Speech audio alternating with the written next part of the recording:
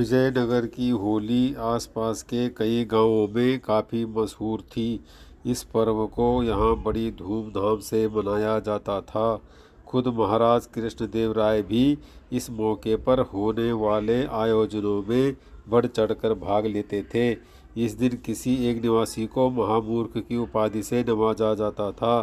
साथ ही 10,000 सोने की मुद्राएं भी भेंट की जाती थी।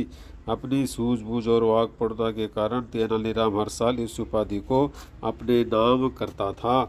इस बार होली का त्योहार नज़दीक था, तभी दरबारियों ने मिलकर तय किया कि इस साल किसी भी कीमत पर तेनालीराम को यह उपाधि नहीं लेने देंगे। दरबारियों ने योजना बनाई कि तेनालीराम को चुपके से भांग पिला देंगे, ताकि तेनालीराम होली के उत्सव में हिस्सा ही न ले सके। होली कार्यक्रम का आयोजन इस साल एक खास बगीचे में हुआ था। वहाँ खूबसूरत सजावट के साथ ही होली खेलने वाले लोगों के लिए रंग इत्र से तैयार किया गुलाल और तरह तरह के पकवान रखे गए थे। उत्सव की शुरुआत में महाराज की घोषणा के साथ हुई, जिसमें महाराज ने कहा कि सभी दिल खोलकर खाएं पिएं और होली खेलें। साथ ही इस बात का भी ध्यान रखें कि किसी भी दूसरे व्यक्ति को उससे कोई तकलीफ न हो। वही जितना हो सके अपनी हरकतों से अपनी मूर्खता का प्रमाण दें, ताकि वह महामूर्ख की उपाधि हासिल कर सके। महाराज की इस घोषणा के बाद सभी होली खेलने में व्यस्त हो गए और खुलकर मौज मस्ती करने लगे। कुछ लोग नाच रहे थे और कुछ लोग रंगों को हवा में उछाल रहे थे। वहीं कुछ ऐसे भी थे जिनका ध्यान होली खेलने पर कम और खाने पीने पर ज़्यादा था। इसी बीच जब तेनालीराम का भांग का नशा कुछ कम हुआ, तो वह भी होली उत्सव में हिस्सा लेने पहुंच गया। तभी तेनालीराम की नज़र एक पुरोहित पर पड़ी, जो मिठाइयाँ खा कम और झोली में भर ज़्यादा रहे थे। तेनालीराम कुछ देर तक उन्हें बड़ी ध्यान से देखता रहा। पुरोहित की झोली और दोनों जेबें जब मिठाइयों से भर गई, तो तेनालीराम उसके करीब गया। तेनालीराम ने पानी से भरा एक लोटा लिया और पुरोहित की झोली और जेब में उड़ेल दिया। फिर क्या था, तेनालीराम के ऐसा करने की वजह से पुरोहित जी बहुत नाराज हो गए। वह तेनालीराम पर जोर जोर से चिल्लाने लगे और चीखने लगे। पुरोहित के इस तरह चीखने से सभी उनकी ओर देखने लगे और महाराज की नज़र भी उन लोगों पर पड़ी।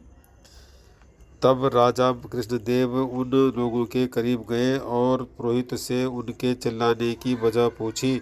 तब पुरोहित ने उन्हें बताया कि कैसे तेनालीराम ने उनकी जेब और झोली में पानी डाल दिया। इस पर महाराज तेनालीराम से बहुत नाराज हुए और तेनालीराम से ऐसा करने की वजह पूछी। तब तेनालीराम मुस्कुराते हुए बोला, महाराज, पुरोहित जी जेबों और झोले ने बहुत मिठाइयाँ खा ली थी। मुझे लगा कि कहीं उन्हें बदहजमी न हो जाए, बस इसी वजह से मैंने पुरोहित जी की जेबों और झोले को थोड़ा पानी पिलाया था।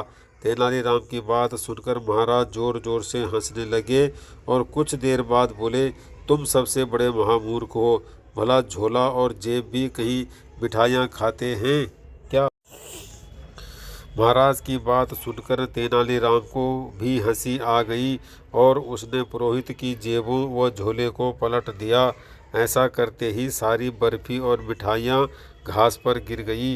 पुरोहित जी भी अपने किए पर बहुत शर्मिंदा हुए। देखते ही देखते वहाँ मौजूद सभी लोग जोर जोर से हंसने लगे। तभी तेनालीराम ने महाराज से पूछा कि क्या आपने मुझे महामूर्ख कहकर पुकारा? वहीं तेनालीराम ने वहां मौजूद अन्य दरबारियों से भी यही पूछा, क्या आप सब को भी मैं महामूर्ख लगता हूँ? तब सभी ने एक स्वर में कहा, तुमने जो अभी हरकत की है वह महामूर्ख वाली ही है।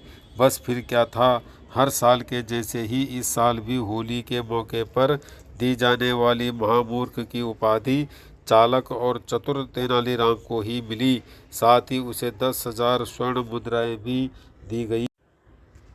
कहानी से सीख। होली उत्सव और महामूर्ख की उपाधि। कहानी से हमें यह सीख मिलती है कि विपरीत परिस्थिति में भी यदि व्यक्ति बुद्धि और समझदारी से काम ले तो जीत जरूर मिलती है।